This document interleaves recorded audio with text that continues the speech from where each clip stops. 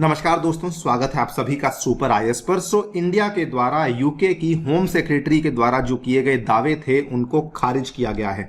UK की home secretary ने recently ये कहा कि इंडियंस जो हैं वो यूके में आते हैं और वीजा नॉर्म्स को वायलेट करते हैं और ओवरस्टे भी करते हैं। उसके बदले में इंडिया ने जवाब दिया है कि ऐसा नहीं है, और बल्कि इतना ही नहीं, हमारे द्वारा सभी उन मामलों के ऊपर सही तरीके से एक्शन भी लिया गया है। आप लोग यहाँ पे देख सकते हैं, इकोनॉमिक टाइम्स की ये वाली खबर आज मॉर्निंग में ही सामने आती है।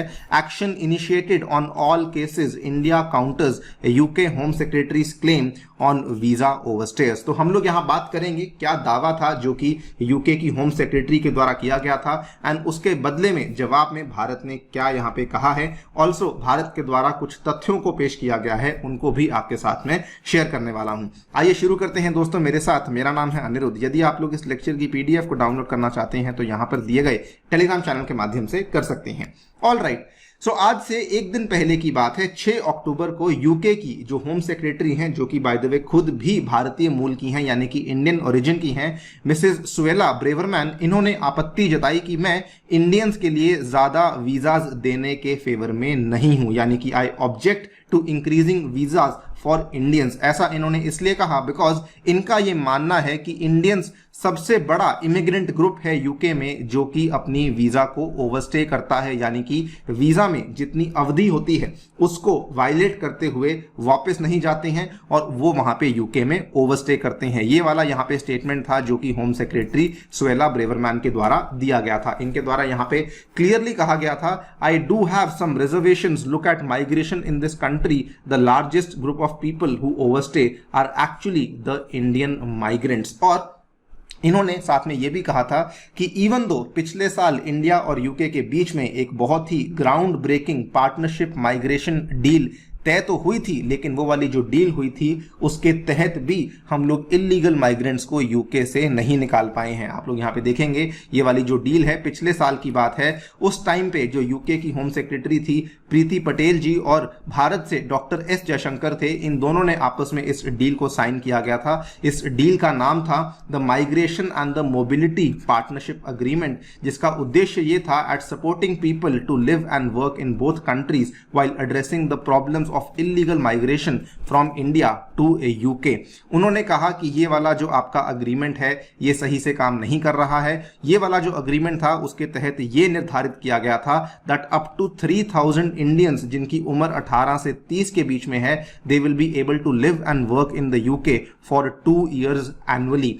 According to the current home secretary ये वाला जो अग्रीमेंट था ये काम नहीं कर रहा है बिकॉज इंडिया इसमें इलीगल इमिग्रेशन को नहीं रोक पा रहा है। और इसी के बदले में यहाँ पे जो इंडिया का हाई कमीशन है जो कि यूके में ही है, उनके द्वारा ये जवाब दिया गया है कि असल में हमारे द्वारा सब केसेस के ऊपर एक्शन लिया गया है। आप लोग यहाँ पे देख पाएंगे भारत के उच्च आयोग ने बयान में कहा कि प्रवास और गतिशीलता के तहत हमारी व्यापक चर्चा के हिस्से के रूप में भारत सरकार उन भारतीय नागरिकों की वापसी की सुविधा के लिए यूके की सरकार के साथ काम करने के लिए प्रतिबद्ध है। यानी कि हम लोग कमिटेड हैं और यूके की गवर्नमेंट के साथ काम कर भी रहे हैं जिन्होंने यहाँ यूके में अपनी वीजा अवधि समाप्त कर दी है। नॉट जस्ट दैट, इंडिया ने साथ में यह भी कहा कि हमारे द्वारा तो सभी एक्शंस लिए गए हैं। इंटरेस्टिंगली यूके के द्वारा यहाँ पे कोई भी डिमॉन्स्ट्रेबल प्रोग्रेस नहीं किया गया है। गृह कार्यालय के साथ साझे किए गए आंकड़ों के अनुसार अब तक उच्च आयोग को संदर्भित सभी मामलों पर कार्रवाई शुरू कर दी गई है। इसके अलावा यूके ने प्रवासन और गतिशीलता प्रोटोकॉल के हिस्से के रूप में कुछ प्रतिबद्धताओं को पूरा करने का भी वादा किया है, जिस पर हम प्रदर्शनकारी प्रगति की प्रतीक्षा कर रहे हैं। और बल्कि इंडिया ने एक्नॉलेज किया कि जी हां, कई इंडियंस ऐसे हैं जो कि अपनी स्टे को ओवरस्टे करते हैं, लेकिन हम लोग उन केसेस के ऊपर एक्शन ले रहे हैं। As per the home office statistics 20,706 Indians ऐसे हैं जिन्होंने ओवरस्टे किया अपने वीजा को 2020 में, which is actually higher than any other nationality. लेकिन इंडिया का यही यहाँ पे कहना है कि हम लोग आपकी तरफ से एक्शन को अवेट कर रहे हैं बिकॉज हमारी तरफ से इन केसेस के ऊपर एक्शन लिया जा चुका है। और इसी संदर्भ में इंडिया ने साथ में यह भी कहा कि मोबिलिटी और माइग्रेशन का जो अग्रीमेंट था उसके कुछ कुछ पार्ट्स ऐसे हैं जो कि अभी भी नेगोशिएशन में चल रहे हैं, और अगर आप उसके पहले ही उन चीजों के ऊपर टिप्पणी करेंगे तो ऐसा सही नहीं होगा। इंडिया एक तरीके से यहां पे चेतावनी दे रहा था यूके को कि आप प्लीज इन अप्रोप्रिएट कमेंट्स ना करें, जबकि इन वार्ताओं के हिस्से के रूप में गतिशीलता और प्रवासन से संबंधित कुछ मुद्दों पर चर्चा चल रही है। इन मामलों पर कोई भी टिप्पणी उचित नहीं हो सकती है क्योंकि बातचीत अभी भी चल रही है और किसी भी व्यवस्था में दोनों पक्षों के हित के मुद्दे शामिल होंगे। तो इंडिया ने यह भी क्लियर कर दिया कि अगर बातचीत होगी तो दोनों साइड्स के मुद्दों को ही यहां पे पिक्चर में लिया जाएगा, ऑब्वियसली तभी ये बातचीत जो है वो आगे बढ़ पाएगी। इनफैक्ट इंडिया का एक तरीके से ये कहना बहुत सही है, डिप्लोमेटिकली बहुत सही है कि जब हम लोग इस चीज को अभी तक कंक्लूड ही नहीं किया है, सो हाउ कैन वी से कि ये वाली जो चीज है वो अभी तक काम नहीं कर रही है। सेकेंडली, यूके की होम सेक्रेटरी के द्वारा जो इंडिया यूके के बीच में होने वाला एफटीए है उसको लेकर भी कुछ डाउट्स सामने लाए गए हैं। उनका यह मानना है कि अगर इंडिया यूके के साथ एफटीए को साइन कर लेती है तो उस केस में इंडियंस जो है वो इस एफटीए का गलत इस्तेमाल करेंगे और ओपन बॉर्डर्स की पॉलिसी के तहत कई सारे इलीगल इमिग्रेंट्स हैं जो कि भारत से यूके में आ सकते हैं। इन्होंने कहा she had concerns over the FTA with India fearing what she termed as an open borders migration policy.